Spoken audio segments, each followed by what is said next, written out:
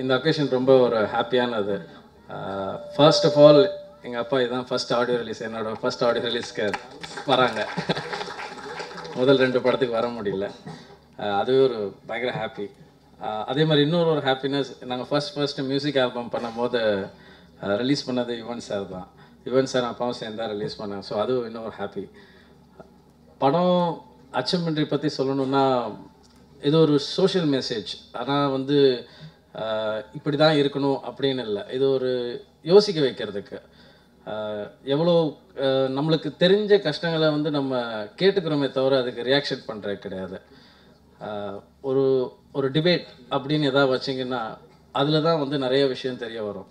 இப்போ நம்ம பேசுகிறோம், நம்ம திட்டிக்கிறோம், காசு 4000 ரூபாய்க்கு மேலே எடுக்க முடியல, ஆனால் அதை ஏன்னு வந்து டிபேட் பண்ணால் நம்மளுக்கு புரிய வரும்.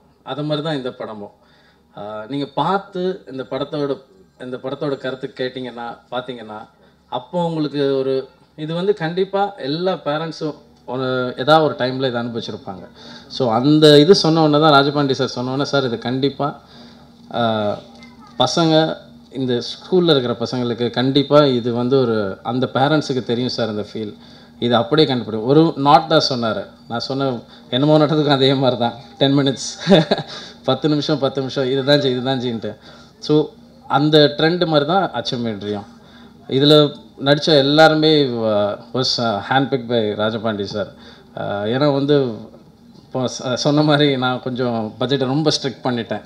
ஸோ வந்து டேஸை கட் பண்ணணும், ஆர்டிஸ்ட் பிடிக்கணும். ஸோ வந்து சார் வந்து முடிவு பண்ணது எப்படின்னா 5 நாள் 6 நாள் எனக்கு இதுதான் வேணும் அப்படின்னு சொல்லிட்டு ஃபஸ்ட்டே பிளான் பண்ணி இறங்கணும். ஸோ விஜயை தவிர மற்ற எல்லாருமே கோஆர்டினேட் பண்ணாங்க. ஆமாம், இவன் மட்டும்தான் பண்ணலை. So it was happy time. ரொம்ப நல்லா இருந்துச்சு படம் எடுக்க. வேறு என்ன சொல்கிறது, இங்கே வந்திருக்கோம் எல்லாருக்கும் தேங்க்ஸ். வெங்கட் பிரபு நான் ரொம்ப தேங்க்ஸ். பேசிக்லி ஃபேமிலி, எல்லாருமே ஃபேமிலி தான்.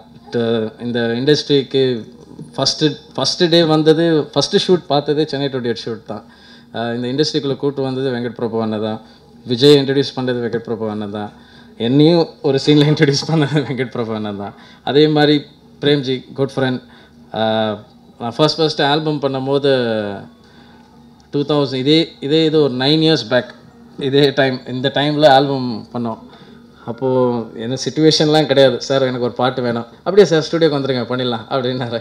விடிய மியூசிக் போட்டார், அடுத்த நாள் டியூன் ரெடி, அதை ரெக்கார்ட் பண்ணி ரிலீஸ் பண்ணுவோம். ஸோ இது பேசிக்காக ஒரு ஃபேமிலி கெட் டுகெதர் மாதிரி தான். I'm so happy. Thank you very much. படம் பாருங்கள். நன்றி.